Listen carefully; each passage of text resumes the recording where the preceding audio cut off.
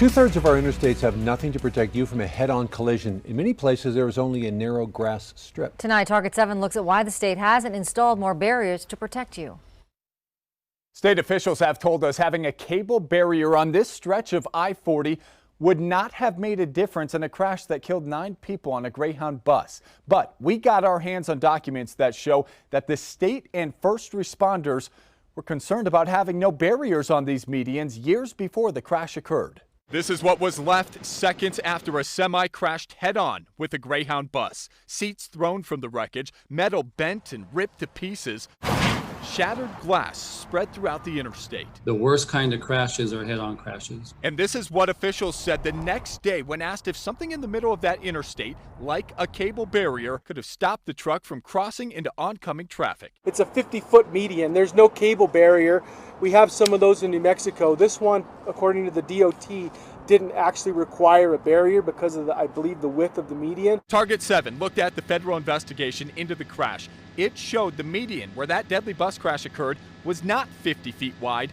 It was actually 33 feet. We uncovered a New Mexico Department of Transportation memo sent 7 years before the crash that recommended cable dividers be put in place on interstates where the median is less than 50 feet wide. If that recommendation had been followed, would the crash with the Greyhound bus ended differently? Investigators looking into the bus crash found the memo too and asked one of the local investigators about it.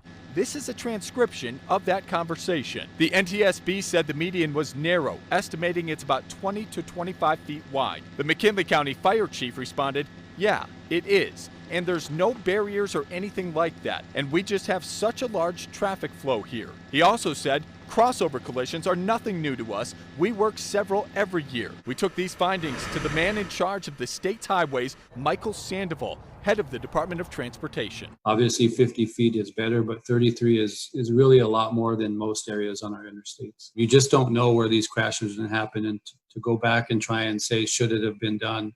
That's a difficult question for me to answer because I'm not aware of exactly what the funding was at that time. Target 7 looked at all of the state's 999 miles of interstate. We found 673 miles of New Mexico interstates have no barriers at all. Experts tell us adding cable barriers cost about $150,000 a mile. If I could, I would put some type of barrier all along every single interstate. If I had enough funding to do that. It would cost the state $101 million.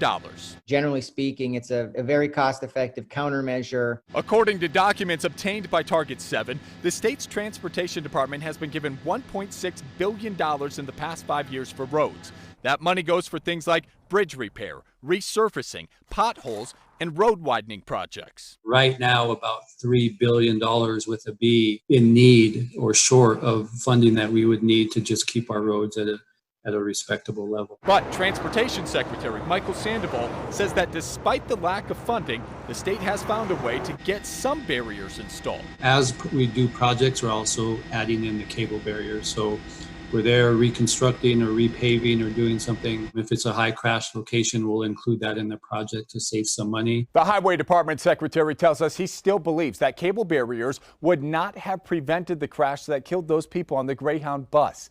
Experts agreed with him, but thought it might have slowed it down or changed the trajectory of that semi. For Target 7, Todd Kurtz, KOAT, Action 7 News.